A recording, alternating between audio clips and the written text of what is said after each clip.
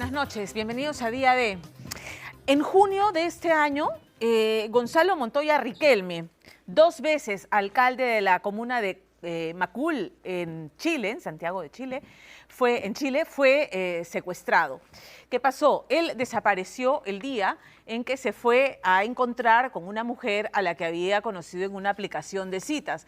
¿Quién era esta mujer? Daibelis Puerta, la venezolana de 22 años que fue capturada en Lince, y recordarán su mirada desafiante, su sonrisa socarrona cuando la policía se la llevaba enmarrocada. Ella fue expulsada a Chile y cuando se reunió con el alcalde no estaba sola, estaba con otros 3 hombres. Secuestraron al alcalde, lo torturaron, extorsionaron a la familia y en un giro inesperado que va a haber más adelante, el alcalde ahora terminó siendo investigado por ser presuntamente un pedófilo. Eso está en investigación. Hablemos de Daibelis, que no era solamente el señuelo para secuestrar al alcalde, para el Tren de Aragua, que es la organización que está detrás de esta organización.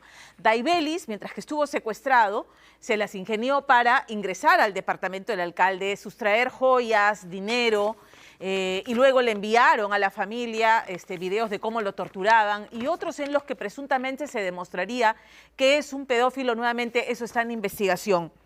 El tema es que 4 de los cómplices de Daibelis fueron capturados, pero ella logró rehuir a la justicia, a la policía en Chile, llegó al Perú, aquí empezó a dedicarse al proxenetismo y ustedes dirán, ¿cómo lo capturaron? ¿Qué tiene que ver su exhibicionismo en redes? ¿Cuál era ese tatuaje que la policía pudo identificar? ¿Cómo es que la detienen? El reportaje es de Lorena Ormeño.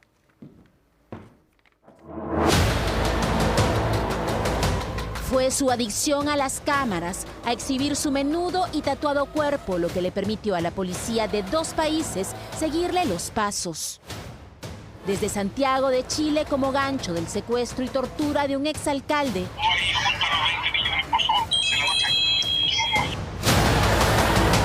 hasta ubicarla 3 meses después en las calles de Lince, en Lima, batuteando a decenas de sus compatriotas bajo explotación sexual. Ella tenía un tatuaje muy grande en su dorso, que en la parte superior izquierda, con una palabra milagros. Ella era la persona, no había duda.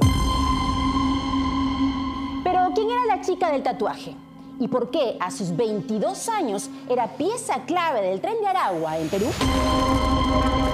¿Quién es la venezolana Daibelis Puerta, cuya huida tras el brutal secuestro en Chile terminó con sus 4 cómplices presos, pero con la víctima también investigada por presunta pedofilia?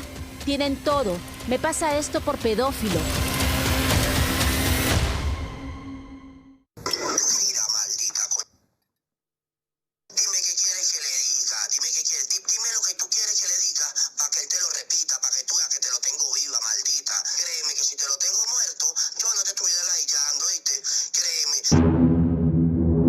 Cuando su familia recibió este audio, Gonzalo Montoya Riquelme, de 46 años, ingeniero y 2 veces alcalde de la comuna de Macul, en Chile, llevaba ya 18 horas desaparecido. Dime qué quieres que le diga de Gonzalo para que él lo repita y mándate un video, maldita, y ya era. Ya te doy a esa sola oportunidad. Si no, te voy a mandar el video, cuando le esté entrando 20 tiros malditas. Se debatían entre la desesperación y la confusión, pues no había sido amenazado ni tenían noticias de un secuestro violento. Fue visto por última vez el 26 de junio último, saliendo de su casa diciendo que tenía una reunión. Apenas se supo de la desaparición del exalcalde de Macul, muchos pensaron que se trataba de una venganza política. Y es que Montoya era un personaje muy querido y respetado en Santiago.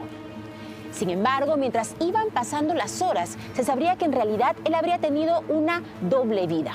Una en la que participaba de grandes fiestas exclusivas con jovencitas extranjeras, muchas de ellas menores de edad.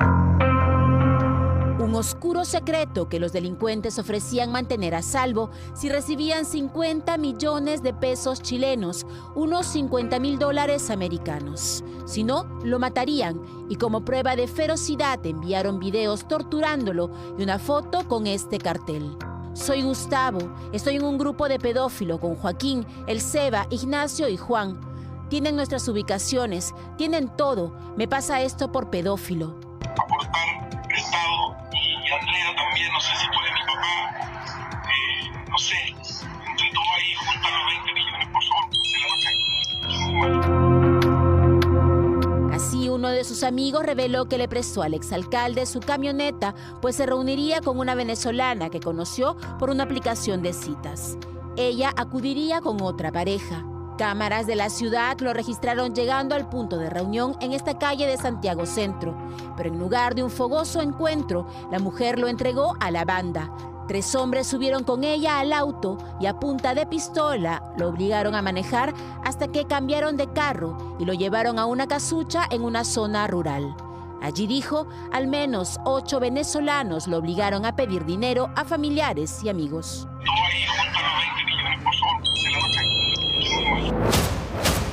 Las amenazas y golpes continuaron, explicándoles que mover esa cantidad de dinero es difícil. Ellos se molestaron y comenzaron a golpearme con mayor agresividad, quemándome con cigarrillos, golpeándome con la pistola en la cabeza y también asfixiándome con una bufanda.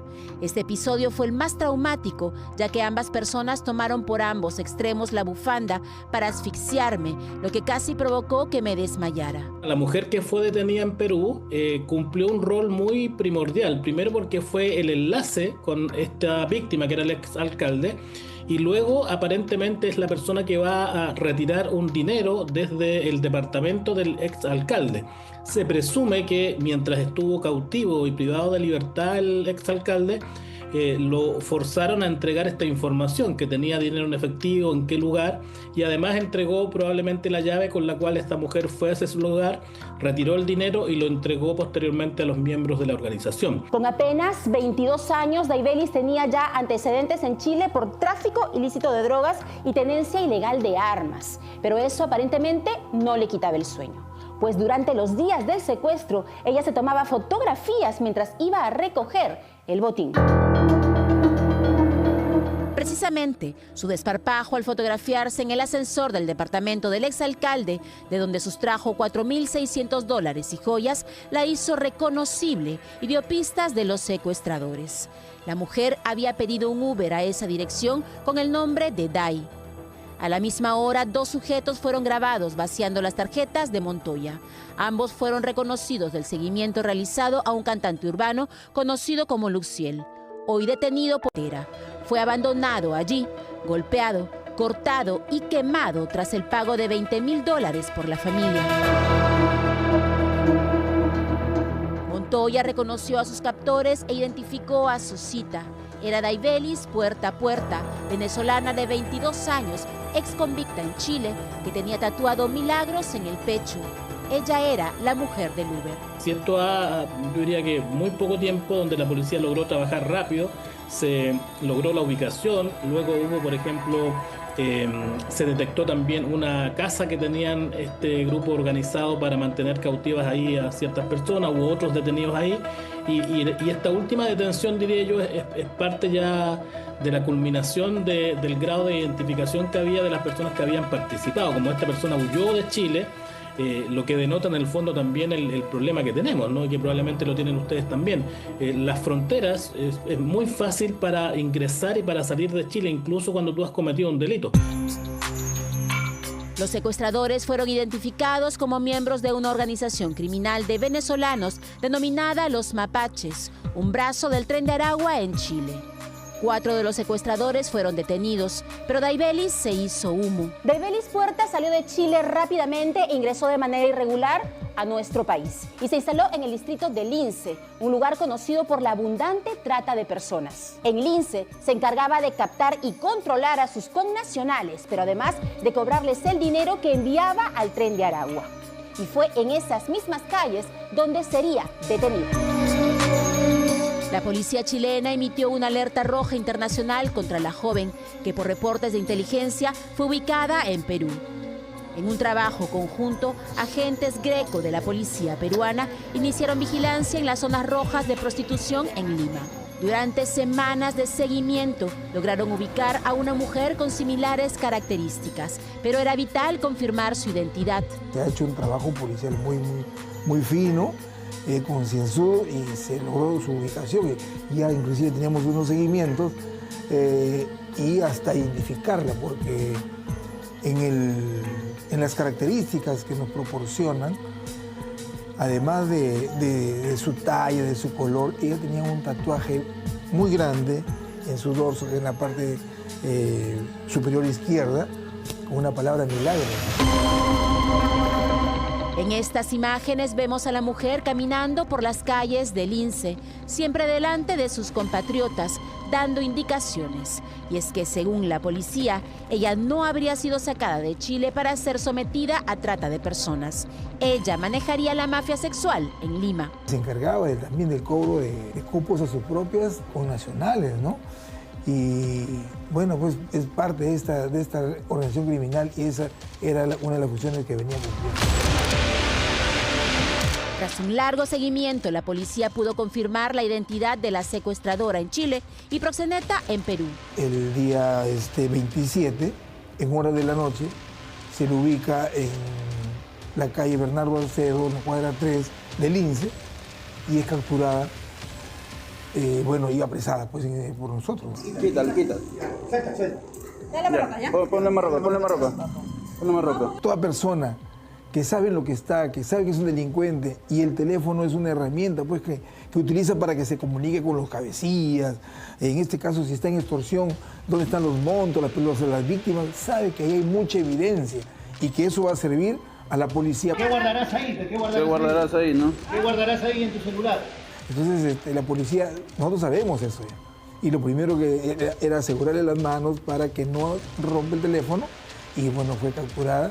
Y el teléfono es puesto a buen recaudo con la cadena de custodia para que este artefacto, este celular, sirva a la autoridad que va a realizar la investigación y puedan incriminar la federación.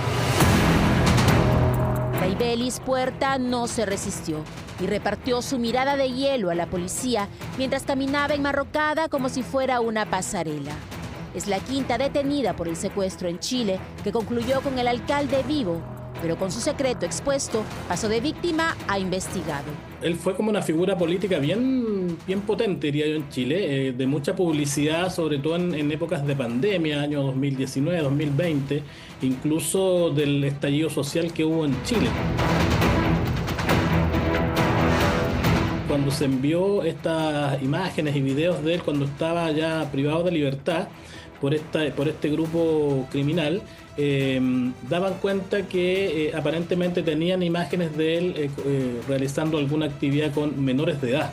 Eso era lo que se decía ahí, pero esos videos hasta la fecha por lo menos no se han conocido en la investigación, que es una investigación que se ha mantenido más o menos en reserva, porque es más o menos reciente. Claro, no se conocía en ese minuto ningún antecedente que lo vinculara a alguna actividad ilícita, hasta que, a propósito de esta situación puntual, se pudo establecer que, claro, que él tenía vinculaciones con, a lo menos, mujeres que estaban vinculadas aparentemente a otro tipo de organizaciones. Y precisamente este manejo de dinero en efectivo, que fue el que se sustrajo por parte de esta mujer y de la organización, llevó en el fondo, incluso en Chile ahora muy recientemente, a aperturar otra investigación que tiene que ver precisamente con una suerte de malversación de fondos públicos que habría existido en el periodo en el cual él fue alcalde. Por lo tanto, todo aquello que está hoy día vinculado a estas altas sumas de dinero que se gastaban en fiestas y vinculaciones con mujeres de esta naturaleza, obviamente ha llevado a las autoridades chilenas a aperturar una investigación en esa línea. La captura de la prófuga Daibelis delinquiendo impunemente en nuestro país no solo habla de su sangre fría y desprecio por la ley, muestra también el gravísimo problema en las fronteras con países vecinos que son una coladera para delincuentes transnacionales que manejan sus propias mafias y que además proveen de delincuentes a criminales locales. Las organizaciones chilenas están contratando ciudadanos extranjeros para ejecutar esta actividad de sicariato y incluso por muy bajo valor, se ha conocido valor económico, y eso da cuenta que la violencia con la cual actúan estas bandas extranjeras es una violencia que no se había visto, por lo menos en Chile, pero ya está vinculada y traspasada a las organizaciones chilenas. Igual, en todo delito van a buscar personas jóvenes que no tengan ningún antecedente criminal para que sus desplazamientos y sus actividades pasen desapercibidos, se mimeticen en el ambiente que están. Eso sería una de las razones porque sea una chica tan joven, pero ya pues tenemos sicarios que están en los 14, 15 años, que son delincuentes, que tienen un desprecio total por la vida, o sea, sus principios o no tienen o están deteriorados, o trastocados. La mujer del tatuaje fue entregada a la policía chilena 24 horas después de su captura. Tiempo récord para procesos que suelen demorar un año o más. Un pequeño paso en la lucha contra la criminalidad continental, cuya violencia cada vez más llega con rostro de joven mujer.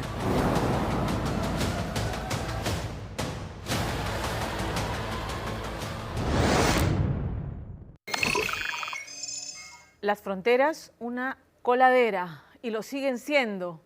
De esto, más adelante, hablaremos con el general Roberto Quiabra, él es congresista y candidato a la presidencia por Unidad Nacional. Eso será en breve. Vamos a hablar ahora de lo que estaba ocurriendo con los transportistas. Anoche, un bus lleno de pasajeros de la línea T en Chorrillos fue baleado. 5 balazos apuntaban al chofer, que milagrosamente salió con algunas heridas leves. Y estamos en pleno estado de emergencia y tenemos a un presidente interino, al señor Geri, muy presente, ¿no?, en las requisas, en el apagón electrónico, en el traslado de reos de alta peligrosidad. Sin embargo, la matazón no para. En un fin de semana asesinaron a 2 choferes de transporte público, nuevamente en pleno estado de excepción. La presencia del presidente Geri, claro, hay buenas intenciones, además le has redituado en las encuestas, pero el estado de emergencia no está dando resultados, al menos todavía. Entonces, ya van 87 choferes de transporte público asesinados. ¿Y qué es lo que dicen ellos? O le damos de comer, o dejamos de comer un pan, o nos matan. Simplemente no les queda otra que allanarse. Y lo más grave de esto es que depositan en cuentas con un nombre, o sea, están perfectamente identificados los titulares de esas cuentas donde, ¿no?, se matriculan mensualmente. Van a la policía y denuncian, y ellos esta noche dicen, ¿saben lo que hace la policía? Son los que nos disuaden y nos dicen, ojo, que la denuncia es pública y luego pueden tener represalias contra ti. Increíble. Y ahora miremos al Ministerio Público. Los fiscales también están siendo amenazados, 25 de ellos han denunciado, está recibiendo mensajes intimidatorios. Además dicen, no tenemos ni los equipos, ni la infraestructura, ni la cantidad de peritos necesarios para procesar todas las denuncias que llegan sobre temas de extorsión. Detrás de estos crímenes hay organizaciones criminales sangrientas. Por cada unidad, 15 soles. Y si no se matriculan, te matan, te matan. Angélica Villegas. Y me mandan acá un mensaje extorsivo. Ustedes sigan guardando la plata que nosotros lo vamos a dar luz verde para que depositen. Olvídese del papel anónimo. Este no es un simple mensaje, es la sentencia de muerte digitalizada que viaja por WhatsApp. Una prueba irrefutable del terror que este transportista recibe a diario, al igual que el 90% del gremio, forzado a vivir bajo la ley de la mafia. Conocemos sus movimientos, conocemos su familia. Con una impotencia paralizante, confiesa conocer a sus verdugos. Sin embargo, su dilema es devastador. Denunciar no es solo inútil, es un pasaporte a la muerte. Hemos llegado a un nivel en el cual estamos poniendo en la balanza o dejamos de comer un pan o perdemos la vida. Son los tiempos del terror. La extorsión persigue a ciudadanos y hasta fiscales. Solo en lo que va del año, la violencia contra el sector transporte ha enlutado a más de 180 familias en todo el país. Tengo impotencia. Viernes 31 de octubre del presente año. Este transportista de 60 dijo adiós con un nudo en la garganta a sus seres más queridos. Más que un viaje de trabajo, el suyo es un viaje de supervivencia. Su obligación diaria afronta el rigor de pagar el crimen organizado, la única tarifa para volver a ver los suyos. Este transportista nos comentaba que la empresa en la que él labora comenzó a recibir mensajes extorsivos en febrero de este año. Inicialmente pensaron que se trataba de organizaciones que se hacían pasar por otras, pero que no llegarían a perpetrar el ataque. Hasta que inicia un primer atentado y luego de esto presumen que la persona que los estaba extorsionando podía estar dentro de sus filas porque parecía conocer con exactitud todo lo que se conversaba dentro de esta empresa. ¿Esta organización se identificó ante ustedes? Sí, ellos se hacen llamar el AMPA. Ellos no llaman por mensaje de voz, ellos de frente escriben, que ellos utilizan un celular donde meten el chip y hacen las amenazas y lo sacan. La idea de ellos es que no lo rastreen. ¿Se sabe a quién pertenece esa cuenta que les escribe a ustedes? Lo que sí sabemos es el número de cuenta donde depositamos. ¿Y ese número de cuenta a nombre de quién está? Está a nombre de una persona, está identificado. La entrevista se realiza lejos de su ruta, en un clima de paranoia. El miedo lo obliga a vigilar cada palabra. La realidad que lo acosa a él y a otras 50 familias es la misma. La jornada se rige por la orden criminal, que exige una transferencia bancaria diaria de 500 soles. ¿Cuánto les comenzaron a cobrar a ustedes? 10 soles por unidad. Y todos los días tenemos que hacer el depósito de 500 soles a un número de cuenta que la policía conoce. ¿Qué les escriben exactamente? Hacen una especie de contrato. Te dicen, vas a pagar de lunes a sábado, los feriados festivos no se pagan y tenemos gente permanentemente en ruta controlando que nadie se pase de vivo. Si hay un carro que por alguna razón no paga, entonces ese carro va a tener una multa por no haber pagado de 200 soles. La segunda vez va a tener 500 soles. O sea... ¿En qué momento ya ocurre el atentado? En el caso nuestro, el atentado pasó como para iniciar los pagos. Viejito, ponte en línea, ¿ya? Ponte en línea con Nicolás. Con Nicolás, ya viejo, porque te exploto, ¿ya, papá? Ponte en línea, ¿ya? Por favor. Los criminales operan con una sofisticada red de anonimato. Atentamente los mexicanos, no hay padrino para nadie. 3 identidades distintas en este caso, unas para llamadas y otras para cuentas bancarias. ¿Cuál podía ser la solución? Inicialmente se dice que se debe denunciar y eso fue lo que hizo este grupo de transportistas. Envió todas las capturas de los mensajes extorsivos y los llevaron hasta la policía, pero ahí se encontrarían otra traba que los haría desconfiar tanto en estos primeros montos que superaban los 10 soles diarios que les cobraban a cada uno. Se les ha dado todos los números de las llamadas extorsivas. El primer depósito. ¿Y qué les dicen ellos? ¿Por qué es tan difícil entonces hablar con la organización si tienen incluso un número de cuenta? Simplemente te dicen, no, mira, esta denuncia es una denuncia pública que va a estar en el sistema de la policía y el que tiene acceso a este sistema igual va a saber que usted está haciendo la denuncia. ¿Dónde le dicen eso? ¿En la misma comisaría en la que van? En la misma Dirinque. Wow. Entonces ellos dicen, se van a enterar y podría haber alguna represalia contra ustedes. Si no, te voy a detonar, viejo, mira, te estoy perdonando, ¿Ya? ¿Ya? Tranquilo, ya. Ya, voltea por allá. Vete frente, vete frente, vete frente. La esperanza de resistir, de presionar al Ejecutivo con un paro, se hizo añicos ante el rugido de las balas. Los múltiples disparos contra la fachada de su empresa confirmaron la prueba final. Estaban solos. ¿Para qué vamos a parar si ya estamos pagando? Al contrario, más bien perdemos un día de trabajo porque igual la policía no va a hacer nada, las autoridades no van a hacer nada. Nosotros los deportistas por sí ya hemos solucionado nuestro problema. ¿Cómo lo han solucionado? La solución era pagar. Pero ustedes no son una máquina de hacer dinero. Ustedes son personas humildes. ¿Cómo hacen?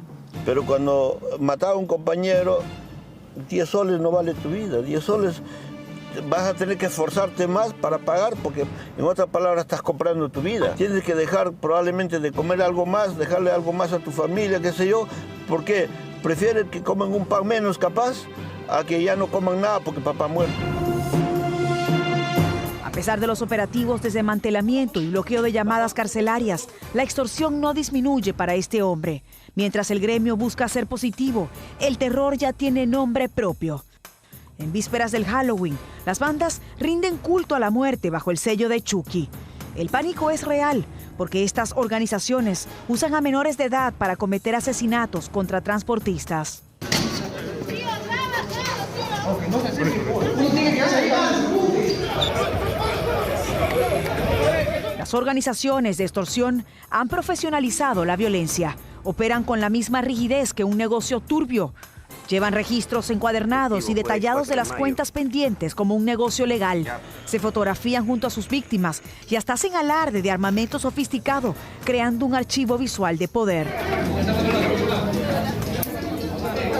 Mientras hay transportistas que buscan sobrevivir, hay otros que mueren en el intento. Ese fue el caso de Carlos Advíncula, quien el 19 de julio toma esta ruta, como todos los días. Trabajaba para una empresa que era víctima de la extorsión y fue precisamente entre el tumulto de la gente donde una de estas personas se camufla como un pasajero e ingresa a la unidad de Carlos. Espera 8 cuadras más para cometer una tragedia.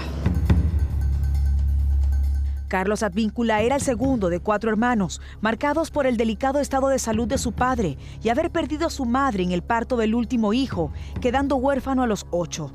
Carlos y su hermana Jessica eran el único sostén.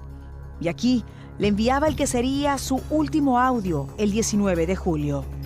Te llamaba, hasta que ya estar las 12, hasta que llueve fuerte por acá. Chiquita estará durmiendo ya, temprano. He subido al bus para poder verificar, agarrarle a mi hermano, pero ya pensaba que estaba con vida, ¿no? En lo cual pues ya estaba sin vida, frío. 3 meses después de reconocer el cuerpo de su hermano, quien recibió 3 disparos, uno de ellos en la cabeza, Jessica Advíncula regresa al lugar de los hechos.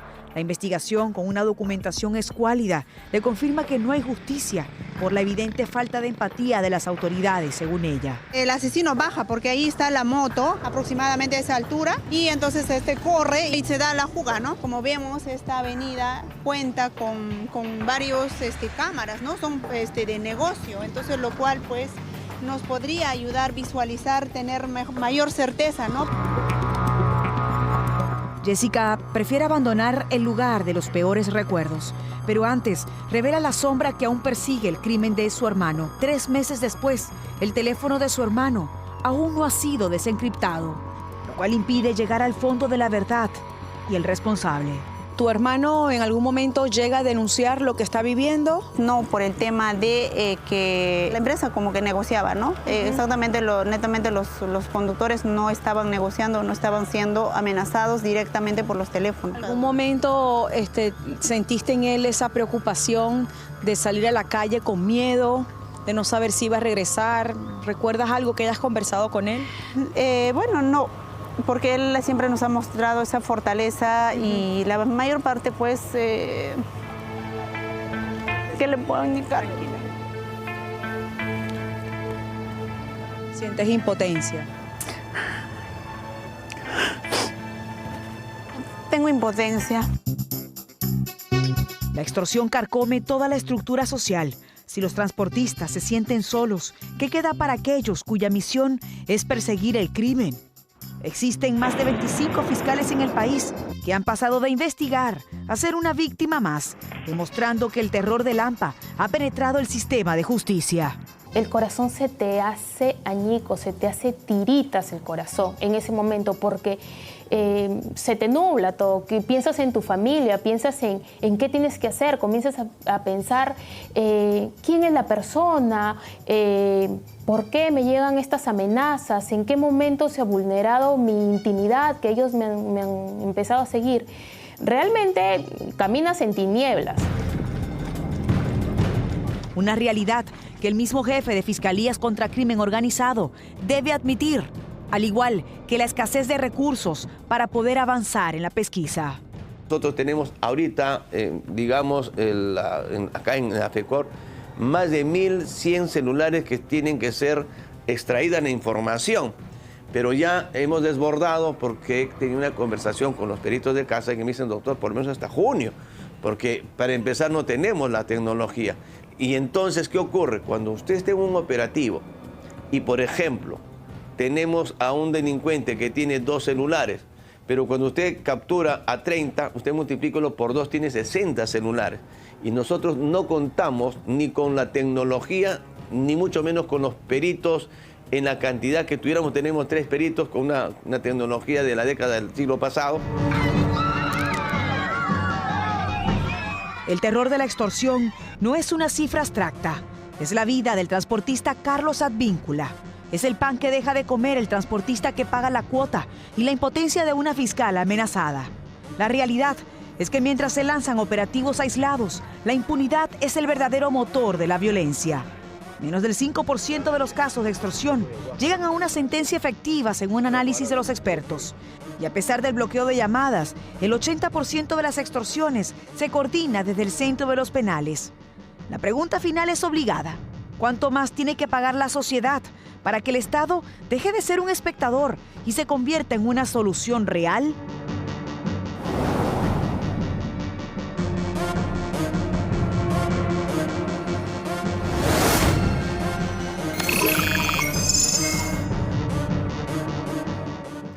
La sensación es que hay zonas liberadas, como liberadas, donde el dominio lo tienen estas organizaciones criminales. Y eso es muy peligroso, porque cuando el monopolio del uso de la fuerza lo pierde el Estado y lo toman las organizaciones criminales, vamos rumbo a un despeñadero. Si esta situación no se controla, escúchenme bien, vamos a afrontar problemas muy graves más adelante, como si esto ya no lo fuera. 87 choferes de transporte público asesinados, con las víctimas colaterales, porque además atacan a plena luz del día, ¿no? En pleno estado de emergencia, unidades llenas de pasajeros. ¿En qué momento el Congreso y el Ejecutivo y el Poder Judicial, o sea, los 3 poderes del Estado, realmente se sientan a coordinar acciones eficientes? Porque ya vimos que el estado de emergencia 10 decretó la señora Boluarte, más sus ampliaciones, y fueron un fracaso, y seguimos insistiendo en lo mismo. ¿Hay buenas intenciones en el presidente interino? Sin duda las hay, pero las medidas no están dando resultados y siguen matando peruanos todos los días. No nos podemos acostumbrar a eso. Pero sí tenemos que exigir planes concretos. Vamos a escuchar de todo en esta campaña, de todo, fuegos artificiales. Y vamos a ver postulaciones insólitas, porque el mismo partido del presidente Gerí ha convocado ¿a quién? A Flor Polo para lanzarse de diputada al Congreso de la República.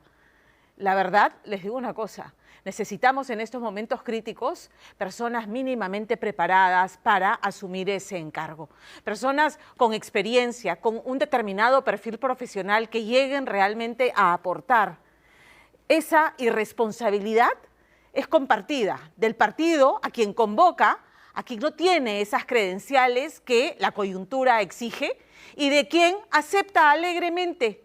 El Congreso no puede ser un espacio de experimento social, a donde yo llego a aprender y como va a tener asesores que me van a ayudar, entonces me lanzo al Congreso.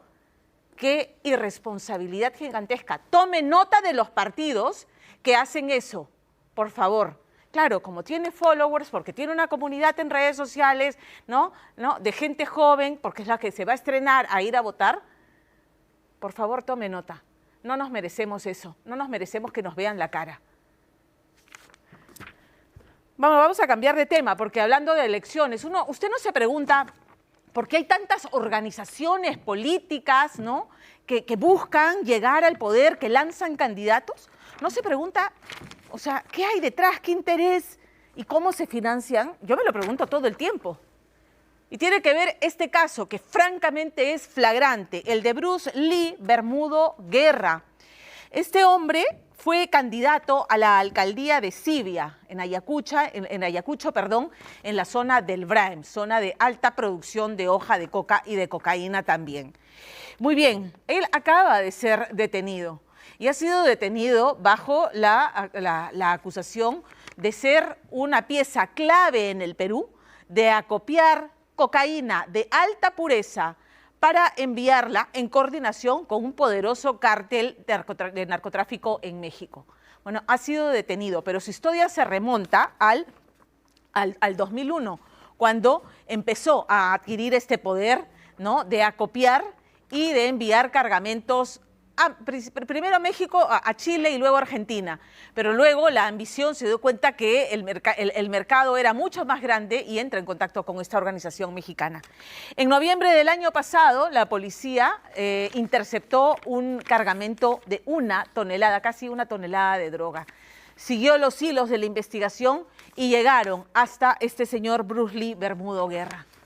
Él sufrió de una traición porque ya la DEA, que está tras los pasos de este hombre y que ha pedido su extradición, había capturado a uno de sus socios que lo traicionó, lo traicionó, y entonces la DEA le ha pedido al Perú, ¿no?, que sea extraditado a su país. Lo que no va a creer esta noche, y se lo va a revelar Richard Apolo, es la decisión de la juez respecto a la situación jurídica de Bruce Lee Bermudo Guerra. Tiene que ver el reportaje porque la verdad es que no va a creer lo que ha ocurrido con su situación jurídica. Richard Apolo. Cuando en noviembre del año pasado los agentes de la Dirandro revisaron los ingentes paquetes de cartón prensado que estaban a punto de ser exportados a México, estaban seguros que camuflados entre aquellos cartones hallarían los ladrillos de cocaína de alta pureza. Estos sujetos inescrupulosos cogían el cartón, lo prensaban y al centro hacían un diseño de ladrillo y lo colocaban ahí. Y prensaban con cincho el cartón y aparentemente nadie se da cuenta. Se intervino más o menos 1 tonelada 100 que iba a ser destinada hacia México. Iba a llegar a México y de ahí esta droga iba a ser ingresada vía Tijuana hacia Estados Unidos. Sin embargo, los agentes de la Dirandro tenían al parecer otro dato más aquel noviembre del 2024. Un dato muy relevante. Sabían, dicen, quién era aquel proveedor en Perú de la cocaína. Un hombre quien tras largo seguimiento terminarían deteniendo hace unos días atrás en el centro poblado de Chiriaco, en Amazonas. Siendo las 13:45 horas aproximadamente del día 27 de octubre, se procede a tu detención de la persona de Bruce Lee Bermudo Guerra. Ningún delincuente puede, subestimar la acción de la policía. La policía siempre va a estar un paso adelante. En esta oportunidad se tenía conocimiento que ya había llegado a Bagua. Bagua, si bien es cierto, pues, tiene varios lugares alejados donde existe mucha vegetación y existen rutas carrozables donde puedan llegar hacia Colombia, Ecuador, transportando drogas. Pero Bermudo no solo estaba en los radares de los equipos antidrogas peruanos. La DEA también lo tenía en la mira, al punto que hoy en día un tribunal en Texas, Estados Unidos, ha pedido la extradición de Bruce Lee Bermudo por narcotráfico. Pues dicen, desde el 2024 hasta hace poco, como parte de una gran organización criminal internacional, la droga de Bermudo, que habrían sumado cientos de kilos, habrían terminado, al parecer, ingresando a tierras norteamericanas. La DEA ya lo está requiriendo para ser extraditado. O sea, no es un pez menor del que estamos hablando. No, si la DEA lo requiere, ya es que lógicamente es un nivel alto, ¿no?, dentro del mundo dedicados a contaminar el mercado narcotráfico americano, sobre todo, ¿no? Se señala de los actuados que una investigación llevada a cabo por las autoridades de orden público identificó a una organización de tráfico de drogas con una base en Lima, Perú, desde el 2024 aproximadamente y continuamente hasta el presente. Ha sido responsable de adquirir y transportar grandes cantidades desde el Perú con destino a Costa Rica y Guatemala. La cocaína era posteriormente transportada a México y ciertas porciones de estos cargamentos de cocaína eran finalmente importados a los Estados Unidos para su distribución. Una coordinación de alto mando, ¿no?, a través de nuestro comandante general, Óscar Herrera Delgado, se hizo las coordinaciones y a través de la Dirandro se inició el operativo con la finalidad de poder detener a esta persona. Un sujeto que, según refiere el coronel Richard Noriega, habría logrado por años en la zona del Braem dar la apariencia de ser un exitoso empresario, cuando en realidad, dice Noriega, el verdadero y gran negocio de Bruce Lee Bermudo habría sido el acopio de cocaína de alta pureza proveniente del Braem, que terminaban en el exterior. ¿desde cuándo habría estado Bruce Lee traficando? En su RNI figura 2001 que aparece como ciudadano de Sibia. Sibia es zona que pertenece a Huanta y Ayacucho y es dentro del espacio geográfico del BRAE. El BRAE es zona de producción de la hoja de coca a través de las pozas de maceración, donde se procesan los paquetes tipo ladrillos y salen a los diferentes lugares del Perú para ser exportados. Bastante tiempo, estamos en 2025, o sea, décadas. Sí, se podría decir, no tengo la certeza, pero desde que ya es un ciudadano que radica allá, se podría decir que ya se dedicaba a esta actividad ilícita.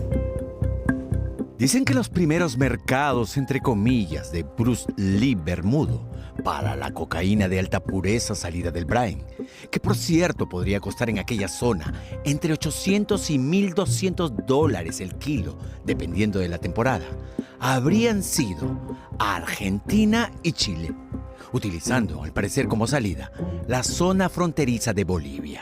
Y obvio, en Argentina y Chile, el precio de cada kilo se multiplicaba por 4 o 5 veces su valor inicial. Él es un nivel, o sea, él no se va a contaminar trasladando la droga. Él simplemente acopia, busca el objetivo, el contacto y él saca y él dispone. ¿Cuánto es lo que sacaba o se acopiaba él en el Brain y esta droga terminaba finalmente en Argentina? ¿Y cuál era la regularidad, más o menos? A ver, según la información que se maneja hasta el momento, ha sacado pues 4 o 5 veces oportunidades hacia Chile y Argentina. La cantidad aproximada son 300 kilos, 400 kilos, dependiendo el requerimiento también de los mercados de esos países, ¿no? Y él sacaba de acuerdo al requerimiento para poder expandir. Pero la ambición de Bruce Lee Bermudo, dice la Dirandro, iba mucho más allá que simplemente hacer llegar su cocaína a Chile o Argentina, no.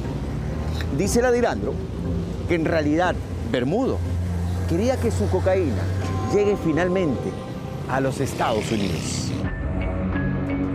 Y fue así que tiempo atrás Bermudo habría buscado, cuentan, ampliar su negocio y con ello elevar y multiplicar sus ganancias. Según las investigaciones de la DEA, Bermudo, convertido en un importante acopiador de cocaína en Perú y sobre todo en la zona del Brain, habría buscado un socio estratégico.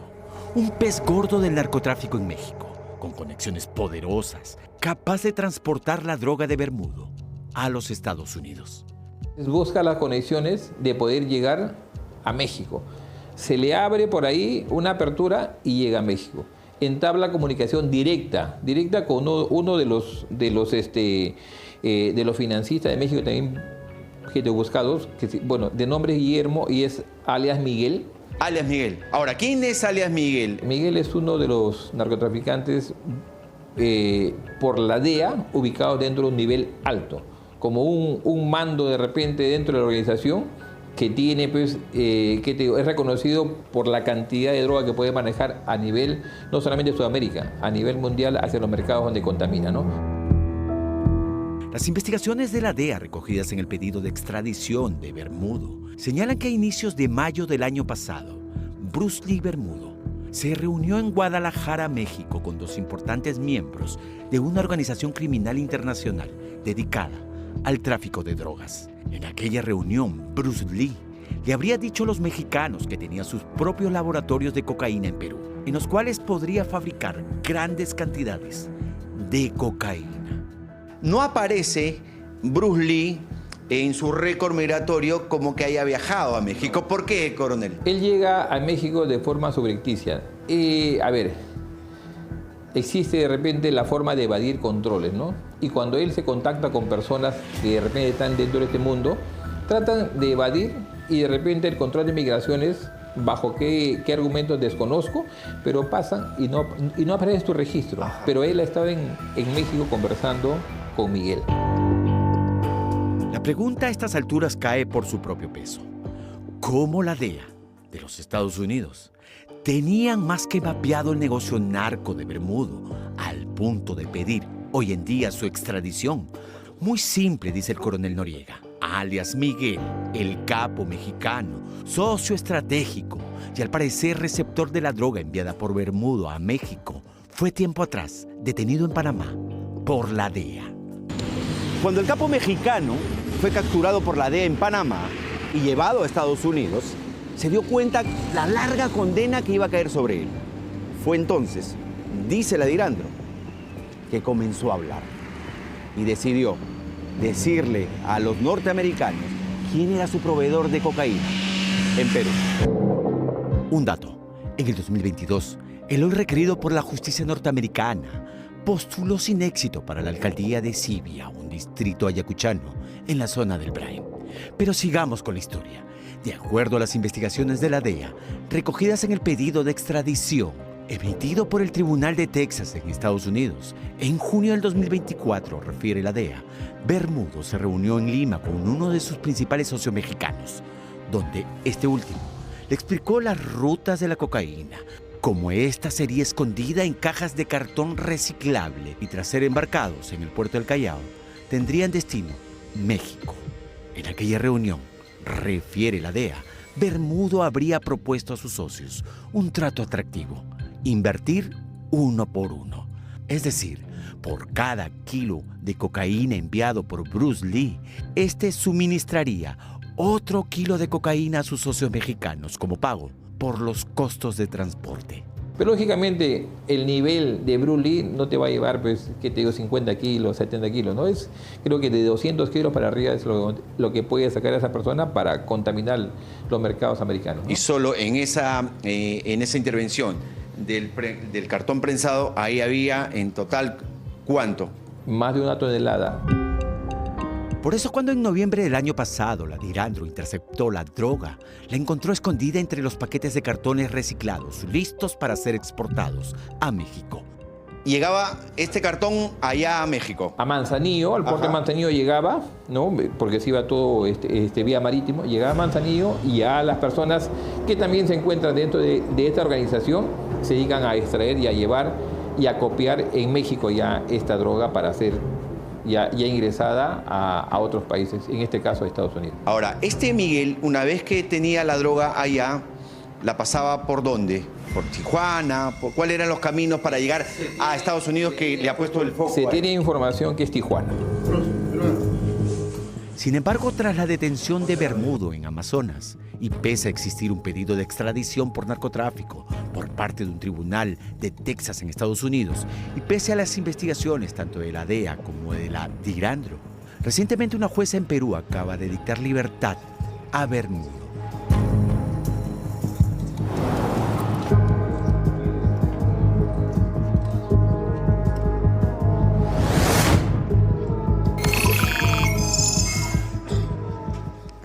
Con todos los elementos que ha exhibido Richard Apolo y que estaban, por supuesto, en el expediente y en la investigación policial, es insólita, por decirlo menos, la decisión de la juez Lorena Sandoval Huertas, que encontró que el señor puede seguir este proceso con comparecencia restringida, es decir, en libertad, porque la resolución de la juez Sandoval es que tiene arraigo, tiene domicilio, no hay peligro de fuga. La verdad es que el mal chiste se cuenta solo. Hay un pedido de extradición de la DEA de Estados Unidos porque tienen adicionales elementos que apuntan a que este señor sería responsable del delito de narcotráfico. Nosotros no somos los jueces, todos los elementos están ahí. Y la señora cree que el señor va a estar esperando en su casa sentadito para cuando lo citen, ir a comparecer a cada citación de su juzgado. Increíble, por decirlo menos. Yo digo, esto es un caso como para que la OCMA, ¿no?, haga una indagación, porque hay muchos elementos y muchas sospechas de que este hombre, ¿no?, a someterse a la acción de la justicia, sería un milagro. Sería un milagro. Bueno, y precisamente de este tema de las extorsiones, de las fronteras que son unas coladeras, de la corrupción de las autoridades que está perforando todo el sistema y nos están dejando a todos los peruanos en una situación de indefensión francamente absoluta. De eso hablamos con el general y congresista Roberto Quiabra al volver de la pausa, pero además una entrevista súper interesante porque Paula Cantuarias es miembro de Dynamic Company, una empresa que se dedica a través de inteligencia artificial, a analizar todas las conversaciones públicas que se producen en redes sociales. Entonces tiene perfiles muy claros, pero sobre todo, ¿de qué están hablando los peruanos? ¿Cuál es la percepción que tienen de la clase política? ¿Qué segmento y qué clase es la más activa políticamente en redes y hacia dónde se están inclinando? Y si es que a partir de este análisis se pueden establecer tendencias, sobre todo mirando las elecciones del próximo año. Súper interesante el estudio. Con eso vamos a regresar más adelante aquí en Día de Antes. Los estudios, el congresista Roberto Quiabra, pero además candidato por Unidad Nacional. ¿Cómo está? Buenas noches, general. ¿Cómo está, Pamela? Buenas noches. Sí, candidato, pero falta oficializarlo a fines de noviembre para cumplir con las reglas. Pero sí, en eso estamos.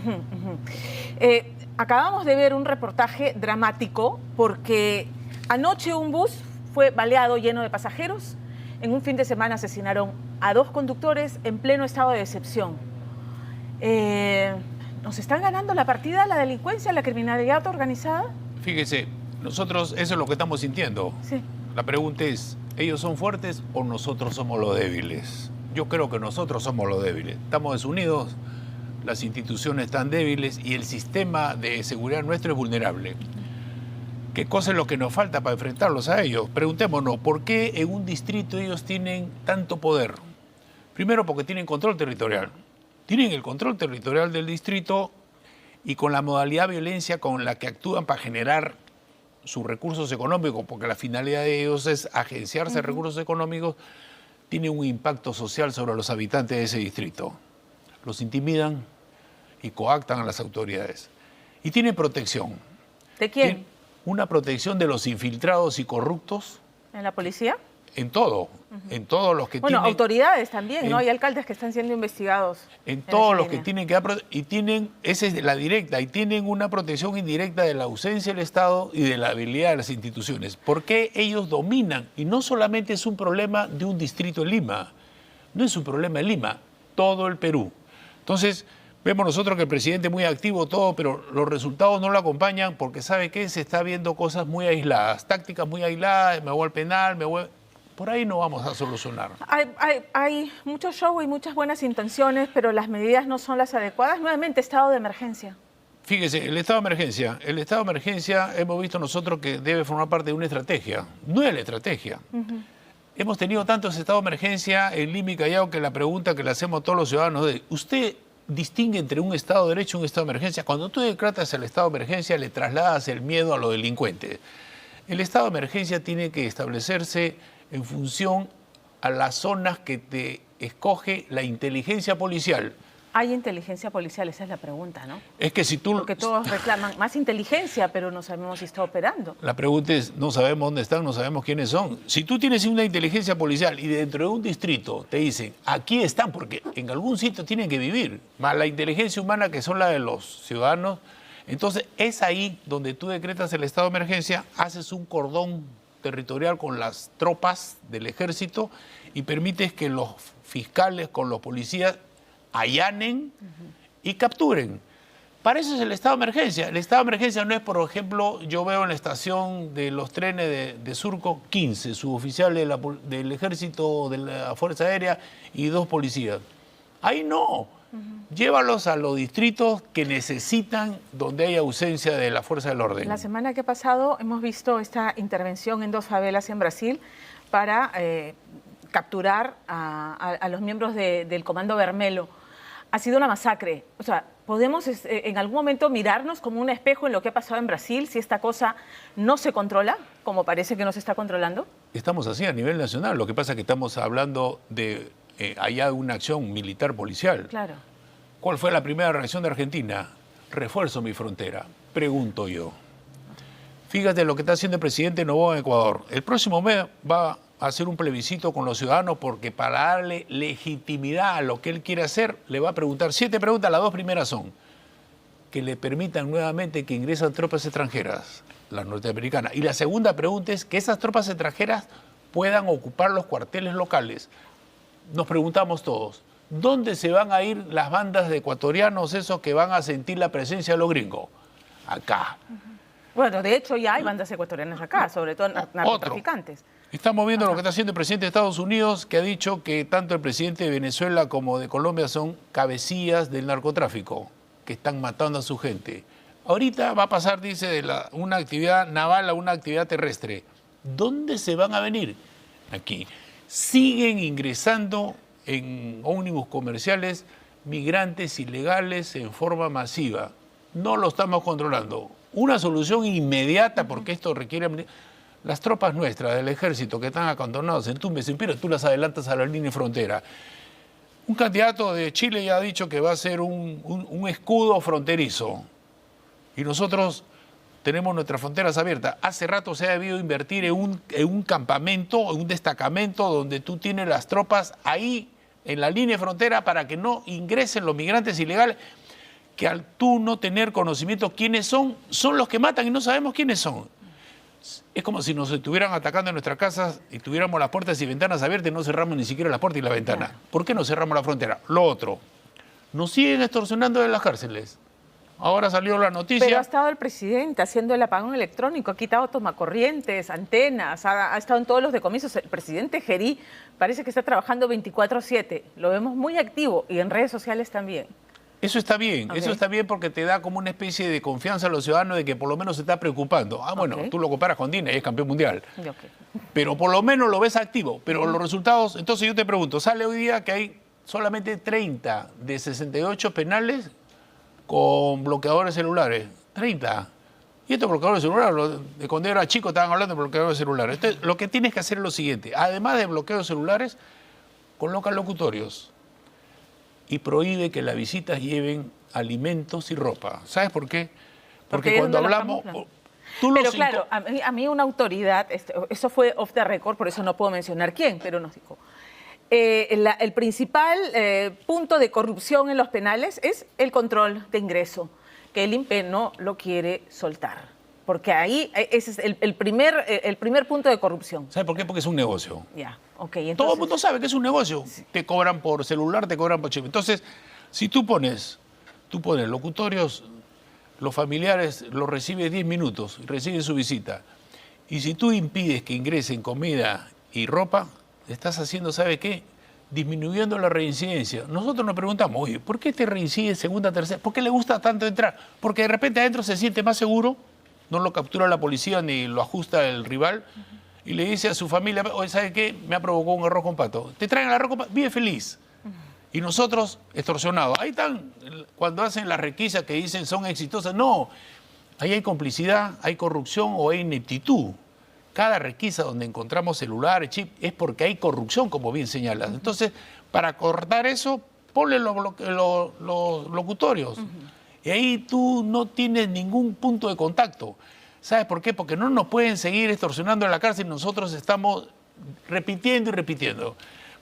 Andamos en círculos, ¿no? Andamos en círculos con las mismas medidas. Acaba de declarar el presidente del Consejo de Ministros que va a ir al Congreso a pedir facultades legislativas extraordinarias para emitir decretos de urgencia puntualmente sobre los temas de extorsión. Mira, yo te digo que 2 veces han pedido los ministros del Interior, los ejecutivos, tanto Castillo como Dina, pidieron facultades legislativas.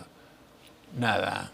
Nosotros revisamos... Bueno, pero es que entre los dos han tenido 15 ministros del Interior. Bueno, ¿qué se puede hacer? ¿Qué plan se puede ejecutar cuando tienes esa silla caliente de la que todos salen?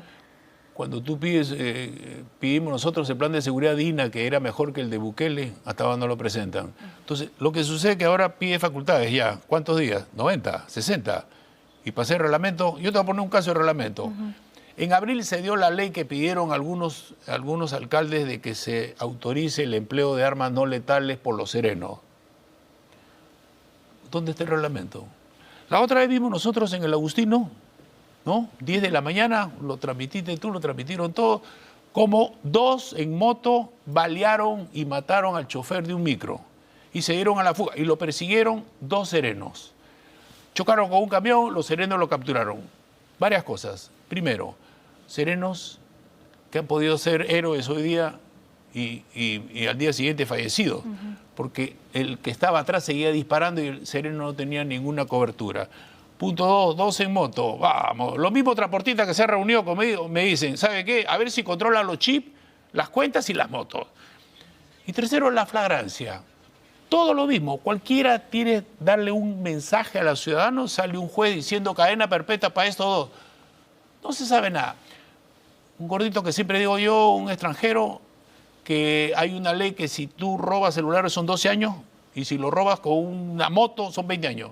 Reincidente por ser tercera vez. ¿Qué hizo el fiscal? Le devolvió la libertad y la moto. O sea, como diciendo, sigue robando. Entonces, hay quienes dicen a propósito de los fiscales y los jueces que están siendo amenazados. Hay quienes dicen que habría que ver la posibilidad de darles una protección, que no viene la policía porque no se van a dar abasto. Volver a los jueces sin rostro. Yo soy partidario. No jueces sin rostro, no hablemos jueces sin rostro, que otra realidad, porque los jueces sin rostros eran para los arrepentidos que podían decir cualquier cosa. Ahora no. Programa de protección de jueces y fiscales. ¿Sabes por qué? ¿Cómo sería ese programa? Porque aplicamos no hay suficientes policías para darle protección. No, le aplicas tú un número a cualquier juez a nivel nacional y ese juez, sin que nadie sepa quién es, más que la autoridad superior de ellos, hace el ejercicio de la justicia. Nosotros decimos, estos jueces y fiscales son corruptos o no conocen la aplicación. No, tienen familia. Dos ejemplos. Hace unos meses, ¿te acuerdas? En Trujillo le pusieron un explosivo al local del Ministerio Público y al día siguiente le llegó un chat de la cárcel de Chiclayo a la fiscal. Claro. ¿Tú crees que esa fiscal es tan guapa para sentarse y decir, usted cabecilla de esta banda, de esas conocidas? No, 20 años, tiene familia. La otra es, hace poco salió una fiscal acá, de San Juan del Lurigancho. Me ha llegado un chat que me dice que deje el caso en 72 horas y no voy a ver yo y mi familia. Correcto. Y le ponen ahí, no va a haber policía que te dé seguridad a ti y a tu familia a las 24 horas.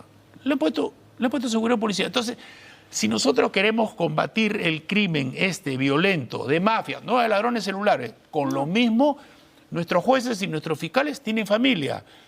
Y es por eso que nosotros vemos que...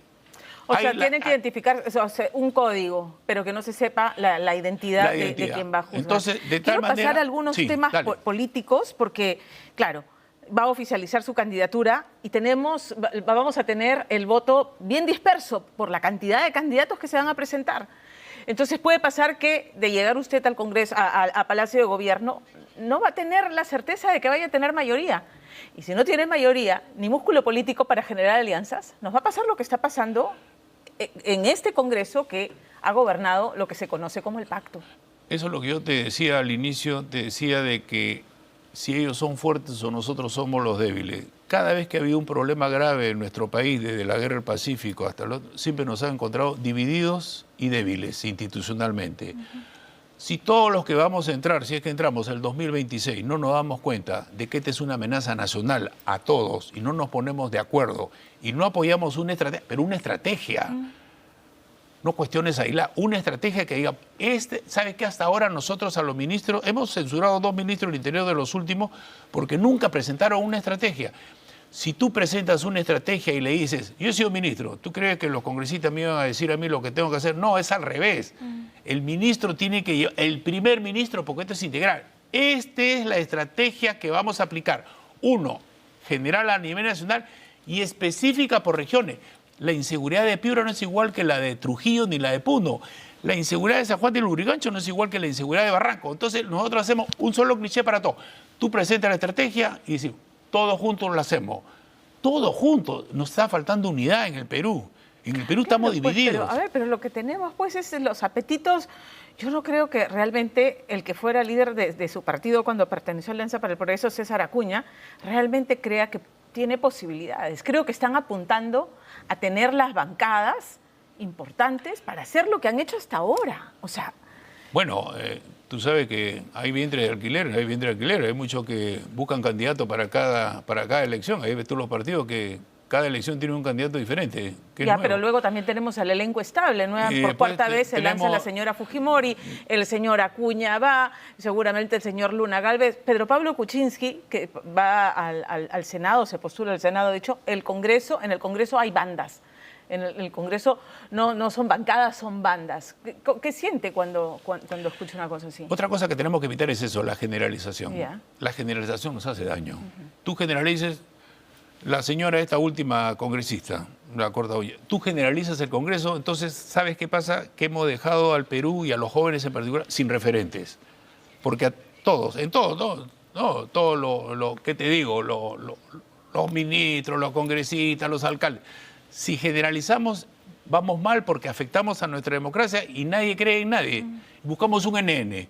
No, buscamos un NN, este no lo conoce nadie, apostamos por el NN y nos corremos los riesgos de Castillo. Yo creo que lo que va a pasar es que la apuesta, por lo menos en el sur, que tiene un voto duro, ¿no?, que son refractarios, van a querer algo diferente a ese elenco estable, a lo que hemos tenido los últimos 5 lustros.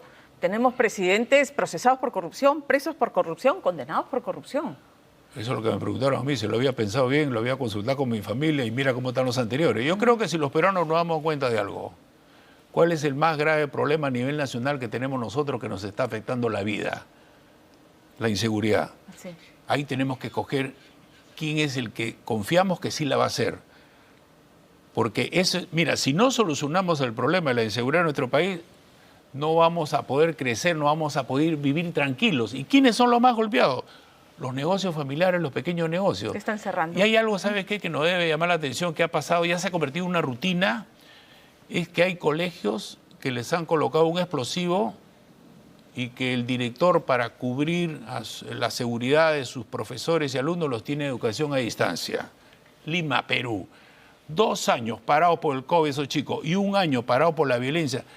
Ya los perdimos a los chicos. ¿Cómo van a poder competir? ¿Y sabe qué? Lo hemos tomado como rutina.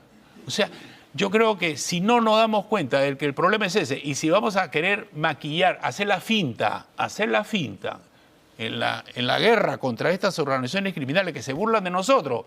Si está prohibido que hayan 2 en moto, ¿cómo es que hace 2, 3 días en Gambetta maten a uno que originó el apagón de motores? Tengo que cerrar la entrevista. Dale. Y quiero que cierre. Usted tiene la certeza de que ese Perú que recibiría si llega a Palacio de Gobierno, ¿lo va a poder hacer gobernable? ¿Va a poder hacerse cargo de esta situación? Mira, yo estoy convencido de que en este tema de darle seguridad al país yo lo voy a hacer con decisión, con experiencia, con estrategia y con responsabilidad. Y eso es lo primero que tengo que hacer. Y a diferencia, yo entro a trabajar. Yo no entro recién a ver a que el equipo qué me dice. Yo ya sé lo que hay que hacer por regiones y eso es lo que necesitamos todos. ¿Qué cosa es lo que pido yo? 2 cosas, unidad y confianza. Esta es una cuestión de confianza mutua. Confianza yo en ellos y ustedes en mí. Yo no voy a entrar para otra cosa porque a mí me ha costado mucho llegar donde he llegado para perderlo. Y el honor que significa ser presidente no lo podemos nosotros dejar pasar. General, muchas gracias y bueno, le deseo éxito en la carrera electoral. Muchas gracias por estar con nosotros. No, gracias a ti, Pamela. Gracias. Muy bien, tenemos que cambiar de tema. El Perú es esencialmente católico, ¿no es cierto? Y estoy seguro que muchos creen en los milagros. Tienen que ver esta nota que viene desde el Cusco. Les voy a contar el caso de Soel del Solar. Diagnosticada una niñita con cáncer cerebral agresivo, los médicos prácticamente la habían desahuciado, pero de algún modo logró superarlo. Y en Ciudad Vidahuasi, que es esta ciudadela que recibe niños, pacientes, especialmente con cáncer para ser tratados, creen que se trata de un milagro de la Virgen de Vidahuasi. Zoe ha sido a los 6 meses fue operada por primera vez, estuvo a los 2 años otra operación, ha tenido decenas de radioterapias, quimioterapias, pero los tumores regresaban una y otra vez. Sus papás decidieron un día, ya no más, que viva lo que tenga que vivir en paz, en calma. ¿Pero qué creen? Un día le hicieron un PET scan y ya no había un solo tumor. Los médicos no entienden y lo atribuyen hasta los médicos a un milagro. No es el único caso. Tiene que ver el reportaje de Percy Guzmán. María, mírame. María, mírame. Que tú me miras, también me mirarás. Hace apenas unos años, la vida de la pequeña Zoe pendía de un hilo. Un agresivo cáncer en el cerebro parecía arrebatarle sus sueños, pero no su espíritu, que se aferró con devoción a la vida. Cuando todo parecía perdido y los médicos ya no tenían nada más que hacer, ocurrió algo que nadie puede explicar.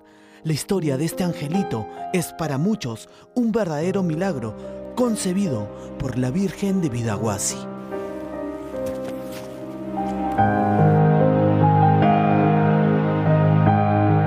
Tú sabes que tu vida ¿Tu historia es un milagro? Sí. ¿Y a qué virgencita se la dedicas? De Biaguasi. Yo soy Salve María, hermana de gracia, Señor es contigo. Bendita es usted de la mujer, bendito es fruto, bendito es Jesús. Santa María, Madre de Dios, ruega por nosotros pecadores, ahora y en la hora de nuestra muerte. Amén. De salud infantil.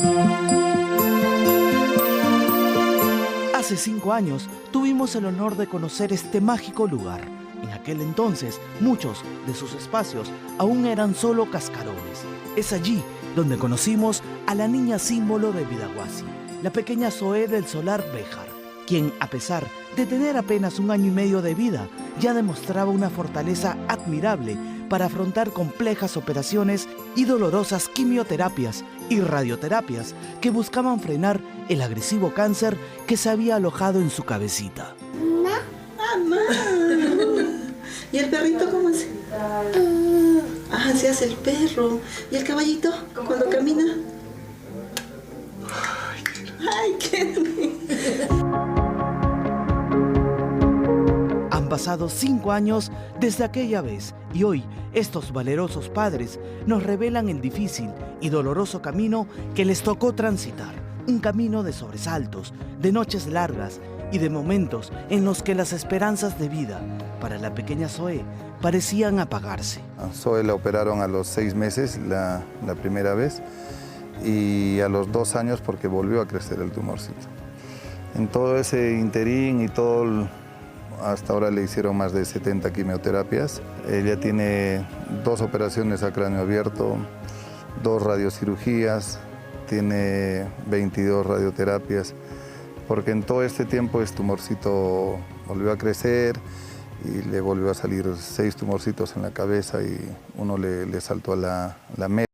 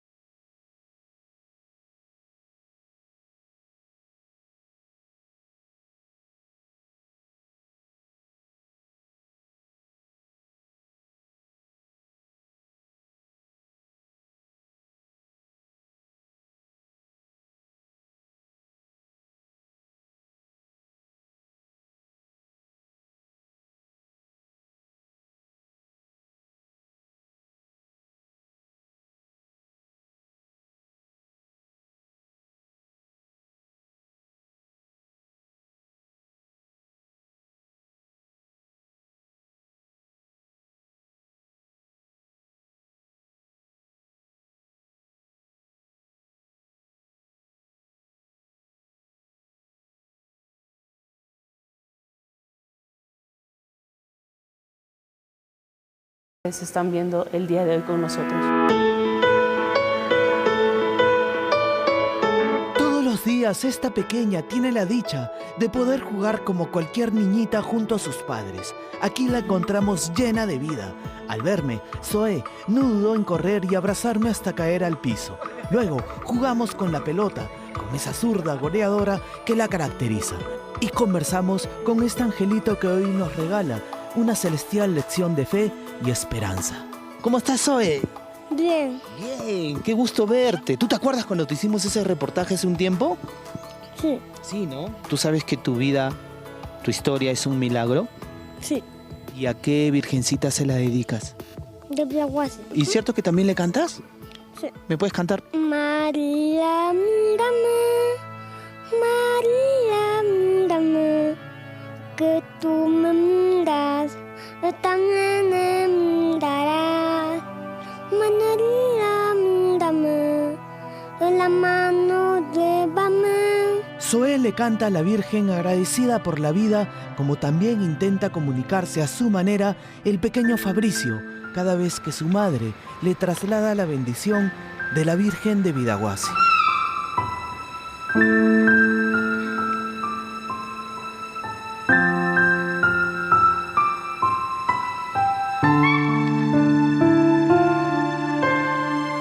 Luz María Mesa es la abnegada madre de Fabricio.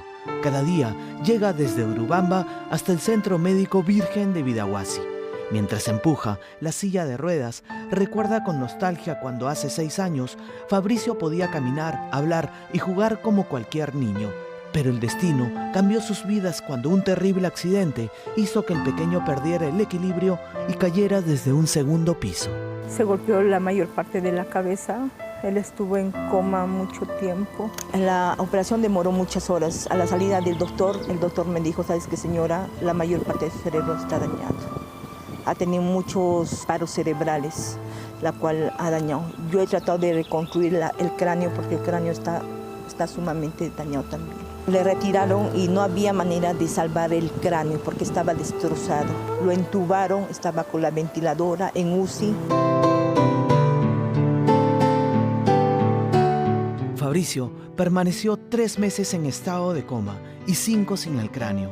Al despertar, comenzó una nueva odisea para su madre, quien movió cielo y tierra en su lucha incansable por recuperarlo. Sin contar con una terapia de lenguaje verbal en todo el Valle Sagrado, el año pasado, como una bendición, los doctores de Vidahuasi se cruzaron con ella en plena campaña. Y me dicen, señora, tenemos un centro de terapias de lenguaje, psicología pediátrico, médicos pediatras. Lo traje aquí a Vidahuasi y su evolución ha sido muy rápido. Ya se comunica, ya come normal.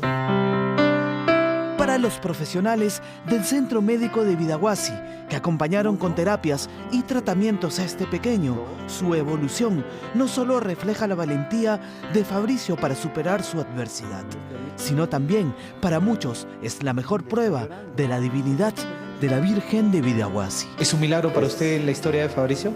Bueno, de hecho, que salir de una lesión como esta tiene que ver con algo divino. En salud no hay lógica, claro. Todo es un milagro.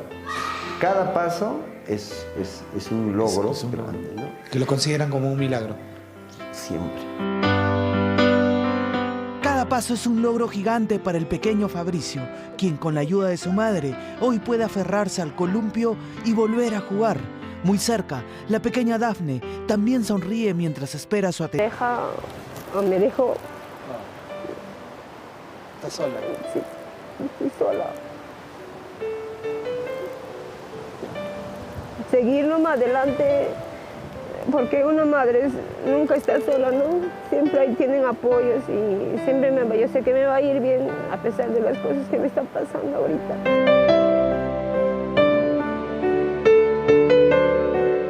Ciudad Vidahuasi es un lugar que carga la energía mística de los apus del Valle Sagrado de los Incas, junto a la devoción de la Madre de Urubamba y patrona de los Andes del Perú, la Virgen de Vidahuasi. Recién estamos creciendo en la devoción, la Virgen va haciendo lo suyo.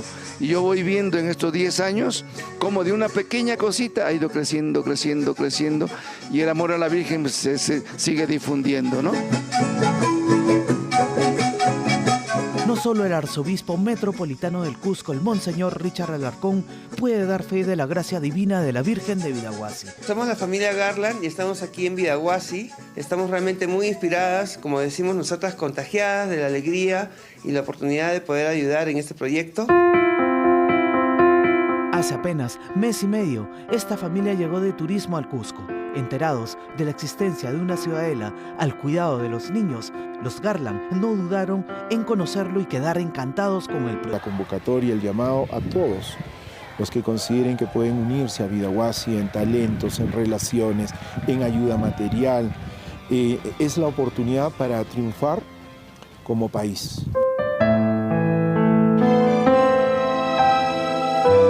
En cada rincón de Vidahuasi parece haber una historia diferente. Una madre que regala sus lágrimas como una ofrenda a la Virgen. A unos pasos, el pequeño Fabricio juega sonriendo. En su mundo de fantasía, sigue siendo aquel niño libre que corretea a sus anchas. Y entre todos ellos está Zoe, el milagro de vida que vuelve a sonreír tras vencer lo imposible. Y que al despedirse me regala la bendición más bonita de mi vida. ¿Cómo vamos a despedir este reportaje? Padre del Espíritu Santo. Gracias. ¿Y a todos qué les tienes que decir? Que Dios te bendiga. Gracias, Zoe, gracias.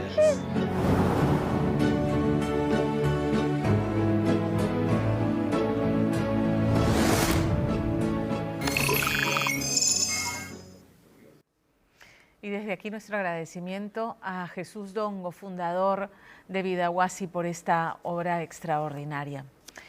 Ahora vamos a cambiar de tema por uno súper interesante. Estamos en la antesala de una campaña electoral que va a ser muy polarizante, que va a estar llena de fuegos artificiales en el sentido de los ofrecimientos que vamos a escuchar.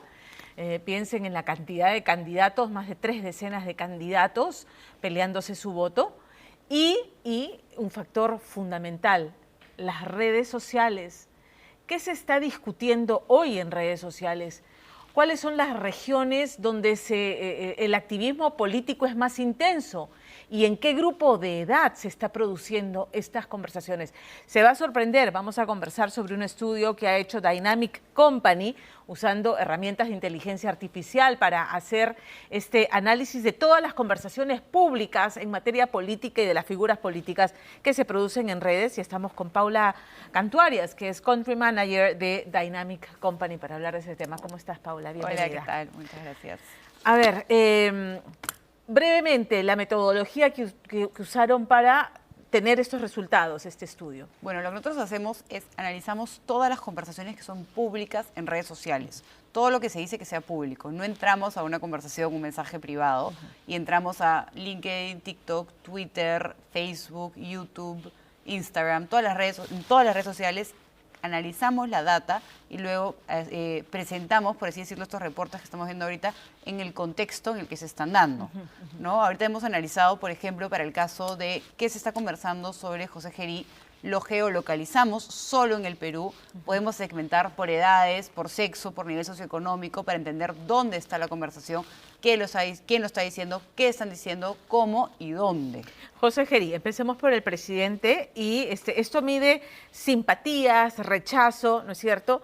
Y sale, digamos, en comparación a su antecesora, como que sale bien parado, ¿no? 28,97% expresa simpatía, apoyo por su gestión. Exacto. Bueno, en comparación de Dina Boluarte sí tiene una simpatía bastante alta, pero en general, en comparación con otros congresistas, José Gerí tiene bastante simpatía, tiene un nivel de rechazo relativamente bajo de 46,30% y tiene un nivel de conversación enorme. Tiene más de 68.000 menciones desde el 10 de octubre al 31 de octubre. Tiene una cantidad de conversación enorme, se ha hablado muchísimo de él. Bueno, no me sorprende porque es un presidente que era un congresista muy activo en redes, y luego desde el día 1 lo hemos visto en la calle, en los operativos, de madrugada, en las comisarías, muy mediático, ¿no? Entonces, ¿qué se dice de él? Y bueno, vemos que su red principal es TikTok. Correcto. Él es el rey de TikTok y de Twitter. Ya. Y vemos que el principal grupo que está hablando de José Gerí son los jóvenes entre 26 y 35 años. Es su grupo clave. Y esto va a ser muy importante para el tema electoral, porque vemos que los jóvenes están empezando a tener un espacio y han empezado a participar en la conversación política que antes no estaban tan activos. Entonces vemos que las redes sociales, para todo el tema político y en especial para la próxima elección, va a ser fundamental entender cómo están conversando los jóvenes. Es que de hecho también eso han medido, y el grupo de edad donde se produce mayor cantidad de conversaciones de temas políticos es entre los 26 y 35 años, 62,82%, y luego de 36 a 45, 23,38%. Ahí es donde se está produciendo esta discusión política. Esta discusión en específico sobre el presidente. Ya. Y en específico en Lima, ¿no? En Lima la conversación sobre el presidente está focalizada, y el sur también tiene bastante conversación en comparación al norte y al oriente, que tienen otras preocupaciones y prioridades en este momento que no son tan vinculadas a cómo está siendo la gestión del presidente Gerí. ¿Qué es lo que dicen del presidente? En positivo, liderazgo mano dura. El positivo, bueno, lo primero es mano dura, que está haciendo una purga total. Consideran de que es un Bukele, le dicen el Bukele peruano o el Bukele de Temu, que son como unas narrativas que se han asociado a él, pero de una manera positiva, ¿no? Los peruanos vemos bien a Nayib Bukele, admiramos lo que ha hecho en El Salvador, entonces que lo comparen con él es algo positivo. Pero también cuando lo rechazan al presidente Gerí, lo primero que le piden es que se deroguen las leyes del pro-crimen organizado. Bueno, él votó a favor de todas ellas, siendo congresista. Pues, ¿no? Exacto, y aparte, como se le vincula al Congreso y tiene todavía ese rechazo por ser parte del Congreso, se le está pidiendo que él haga algo al respecto. También se le critica porque creen que es puro show, el hecho de que grabe todo, dicen que es marketing político, y mucha gente no le cree que está haciendo tantas cosas como lo muestra en sus redes sociales. Entonces sí tiene una división bastante marcada de las personas que lo apoyan y que lo rechazan. Hablemos ahora de Keiko Fujimori. Keiko Fujimori ya anunció su candidatura y si perdió las elecciones, las 3 elecciones pasadas, es porque hay un antivoto muy fuerte. Sí, y eso lo vemos, y a Keiko Fujimori la venimos midiendo ya hace 2 años.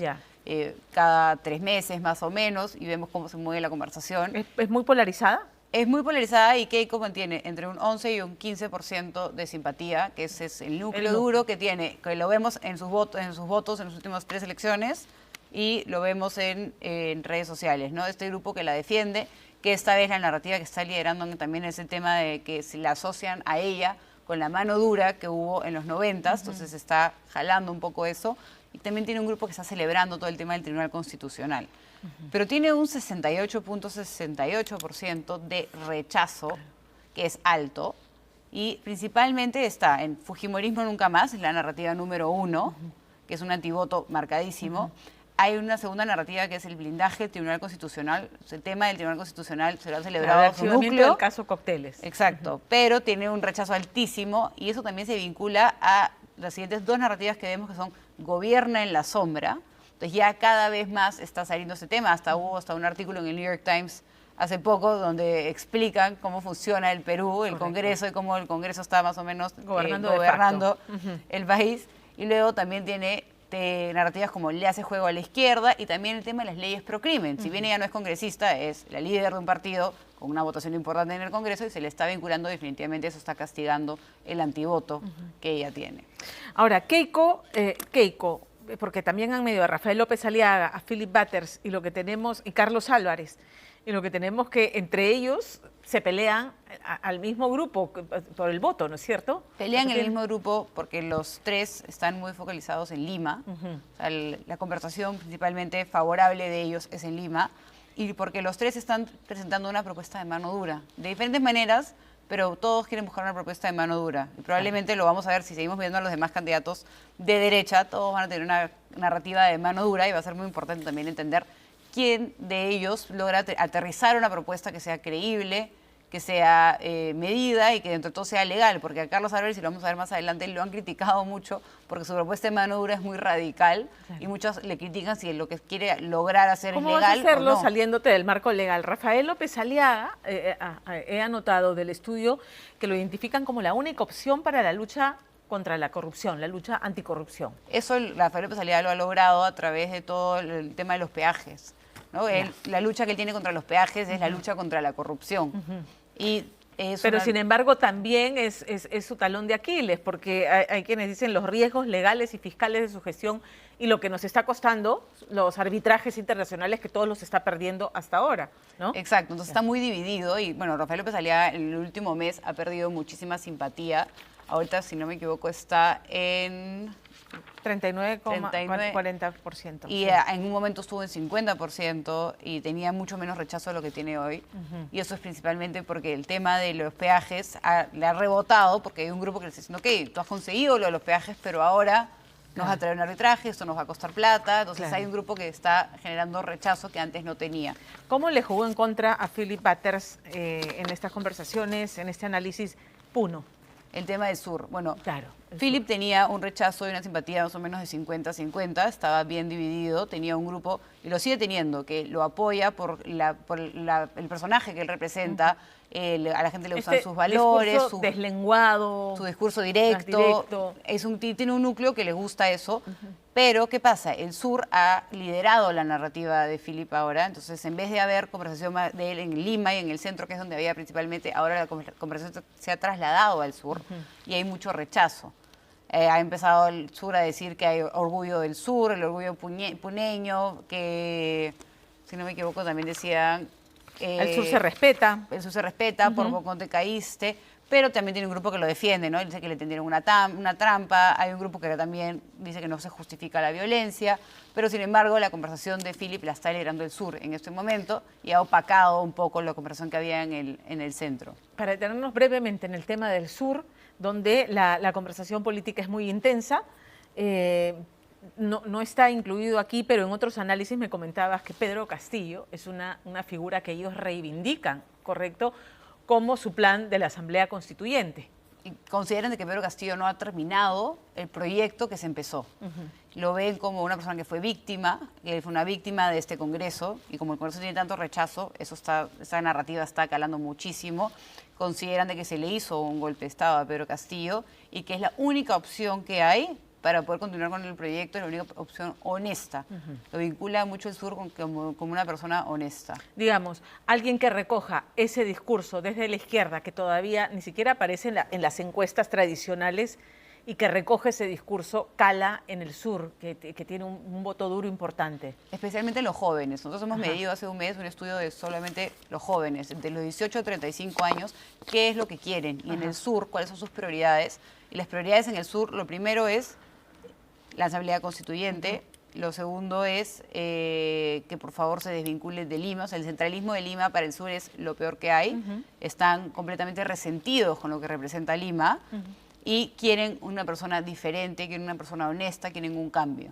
Entonces, definitivamente una persona que represente eso y que no venga de Lima va a ser una persona que pueda agarrar un poco de ese voto. Ok, una persona diferente que no sea del elenco estable, como yo le digo a todos los que se están postulando y que están primeros en las encuestas. Carlos Álvarez. Carlos Álvarez podría ser, es un hombre que ha recorrido todo el país, ¿no?, en su faceta de humorista y tal. ¿Cómo sale Carlos Álvarez en estas conversaciones, en ese análisis? Bueno, Carlos Álvarez apenas empezó a sonar, nosotros lo medimos, tenía una simpatía altísima, pues a la gente le parecía simpático, pero desde que empezó con el tema político tiene una opinión, un rechazo relativamente alto de 58.5%.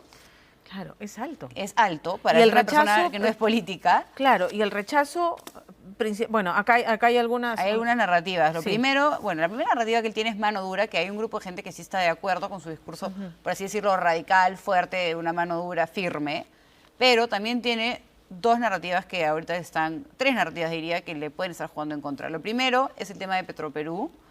Hay un grupo que considera que las declaraciones que el hijo de Petroperú le están jugando en contra, dicen que se le cayó, que se volvió tibio. Los segundos, zapatero a sus zapatos. Es decir, hay mucha gente que no confía en que la poca experiencia política va a ser un factor que le puede jugar a favor. Hasta lo comparan con Pedro Castillo en casos, diciendo ya tuvimos una persona no vinculada al establishment político, que no sabía mucho de política, fue Pedro Castillo y miren lo que terminó. Entonces lo vinculan con Pedro Castillo y eso le está jugando un poco en contra. Y también consideran que es un topo fujimorista. Entonces el antivoto de Keiko podría alcanzar a Carlos Álvarez. Claro, además, esto recién empieza. Cuando la campaña se avive más, todas estas pullas van a salir y vamos a tener la noche de los cuchillos largos. Mario Vizcarra. Mario Vizcarra es el candidato de tapada, porque claro, todo el mundo entiende, creo que se lee así, en realidad si fuera Mario Vizcarra es... el expresidente quien está, ¿no? O sea, efectivamente, y eso es la primera narrativa que vemos de él. Pero antes de las narrativas quisiera entremos un poco al detalle de cuál es el sentimiento que hay sobre Mario Vizcarra, ¿no? Nosotros vemos en las encuestas, Mario Vizcarra es más o menos un milagro de no aparecer a estar segundo o tercero. Exacto. Pero tiene 9.5% de simpatía y tiene 62% de rechazo. O sea, definitivamente las personas en redes sociales no están hablando de manera positiva de él. Ese 9.5% que tiene es un núcleo duro que tiene Martín Vizcarra de apoyo, de gente que lo defiende, Martín Vizcarra a ojos cerrados. paréntesis en esto, hemos medido a Martín Vizcarra también cuando tenía todo el tema de los juicios, todo, y la gente defiende a Martín Vizcarra a morir. Lo consideran que es una persona honesta, que se le acusa como injustamente, y la peor narrativa que tiene es el tema de las vacunas. Ese es como su talón de Aquiles. Ok, pero me sorprende, ¿no? Porque hay gran cantidad de elementos que apuntan a su presunta culpabilidad y aún así es una persona, para los usuarios en redes sociales, es una persona honesta. O sea, Martín Vizcarra tiene mucha simpatía. Entonces, el hecho de que Mario Vizcarra tenga tan poca... Es el político que mejor ha capitalizado el tema de estar presente en redes sociales. O sea, lo viene haciendo hace años. Y todo lo que ha salido, digamos, todo lo que pudiera haberle hecho Mella, lo ha revertido a su favor. Bueno, apenas salió de la cárcel, tuvo un TikTok, si no me equivoco, con 13 millones de personas conectadas. Una locura. Okay. Has tocado un tema fundamental, 13 millones de personas conectadas a la salida de Martín Vizcarra de la cárcel. Esta campaña, me comentaba fuera de cámaras, se va a sustentar principalmente en redes sociales. Efectivamente, tenemos 39 posibles candidatos presidenciales. Es imposible que hayan 39 candidatos que vayan a hacer mítines políticos y que la campaña sea una campaña tradicional. Y la campaña se va a llevar en redes sociales, principalmente porque ahora es más fácil, hay más acceso, es un método de comunicación que llevas a nivel nacional, el alcance es enorme.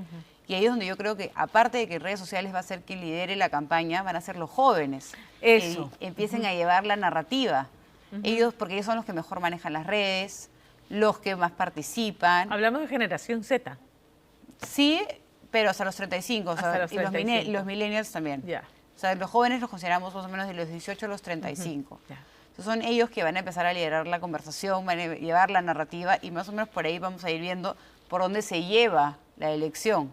Los medios tradicionales obviamente van a tener un rol muy importante porque todos los programas, todo lo que hay en medios tradicionales o escritos se traspasa a redes sociales. Se traspasa a redes sociales, ¿no? Son como referentes, pero que, digamos, este grupo etario, como ha ocurrido en otros países, puede inclinar la balanza. Definitivamente, y es un grupo que antes no estaba muy interesado en política, no se metía, no lo veía, porque no leía el periódico, no veía la televisión, pero hoy tiene el alcance en el celular.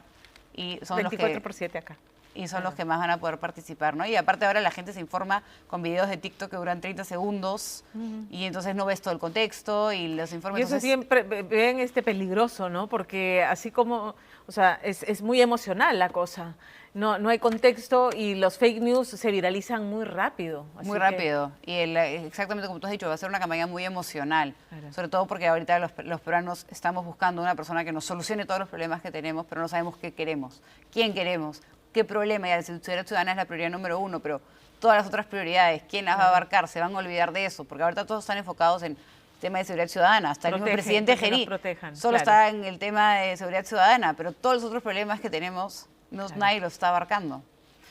Te agradezco, Paula. Me quedaría conversando porque esto es fascinante y en verdad nos marca un derrotero de lo que vamos a vivir el próximo año en las elecciones y de todas maneras te vamos a tener de vuelta. Un gusto. Muchas gracias. A ti, Paula. Gracias.